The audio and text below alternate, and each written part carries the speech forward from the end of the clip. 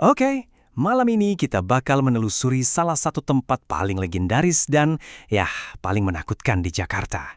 Sebuah lokasi yang reputasinya tuh jauh lebih besar daripada sekedar fungsinya sebagai jalan pintas. Iya, namanya aja udah cukup bikin bulu kuduk berdiri kan buat sebagian orang. Nama yang udah identik banget sama cerita-cerita misterius. Nah, ini dia pertanyaan utamanya. Apa ini cuma terowongan biasa yang lampunya agak redup? Atau jangan-jangan ada sesuatu yang jauh lebih gelap yang bersemayam di dalamnya? Mari kita cari tahu bareng-bareng. Kita mulai dari reputasinya dulu ya. Bukan tanpa alasan loh, terowongan Casablanca ini sering banget disebut sebagai salah satu lokasi paling angker di ibu kota. Coba deh kalian bayangin suasananya. Ini kan salah satu terowongan terpanjang di Jakarta.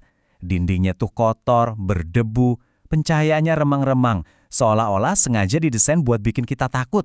Dan kalau udah malam, wah sunyinya itu bisa terasa mencekam banget. Nah, di tengah kesunyian yang kayak gitu, lahirlah sebuah legenda. Legenda tentang sesosok makhluk yang katanya sering banget menghantui para pengendara. Orang-orang nyebutnya si tinggi hitam. Sosok ini digambarkan sebagai entitas bayangan yang gede banget, tinggi, dan muncul di bagian terowongan yang paling gelap, di mana cahaya lampu seakan gak mau sampai ke sana. Pertanyaan ini udah jadi misteri bertahun-tahun. Datangnya dari mana, tujuannya apa? Nah, ada beberapa teori yang beredar di masyarakat.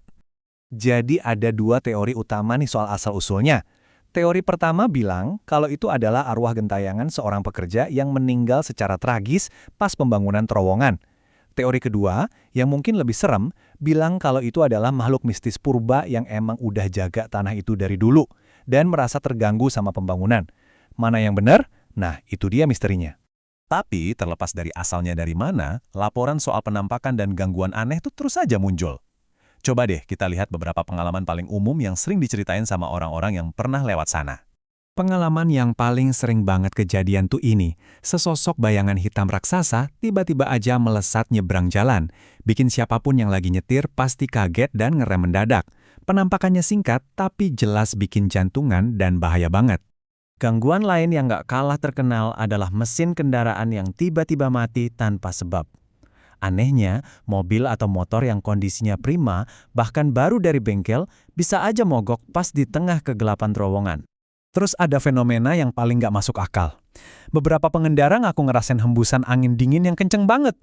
Padahal mereka lagi di dalam mobil, jendela tertutup rapet, di tengah terowongan yang kedap udara. Gimana coba logikanya? Angin dari mana kan? Nah, semua cerita tadi itu membawa kita ke satu aturan nggak tertulis yang paling penting. Sebuah peringatan yang jadi puncak dari semua legenda terowongan Casablanca. Ingetin waktu ini baik-baik. Jam 1 dini hari. Menurut cerita yang beredar, kalau udah lewat jam ini, bahayanya bisa meningkat berkali-kali lipat. Jadi ini dia intinya. Aturan utamanya jelas banget. Jangan pernah berhenti di tengah terowongan, apapun alasannya. Terutama kalau udah lewat jam 1 malam. Dan inilah yang konon bakal terjadi kalau kamu ngelanggar aturan itu. Pertama, kendaraanmu bakal mogok, seolah-olah dipaksa berhenti. Lalu, kamu mulai dengar suara bisik-bisik yang nggak jelas ngomong apa. Dan puncaknya, kamu dengar ada yang ngetuk kaca jendela. Tapi pas kamu nengok, nggak ada siapa-siapa di luar sana. Kisah-kisah ini diceritain dari mulut ke mulut, dari generasi ke generasi, sampai akhirnya mengubah sebuah infrastruktur kota jadi semacam monumen ketakutan.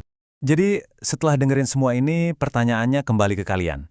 Dengan semua kisah soal bayangan hitam, mesin yang mogok, dan ketukan misterius, kalian berani nggak lewat terowongan Casablanca sendirian pas tengah malam? Coba, pikirin baik-baik.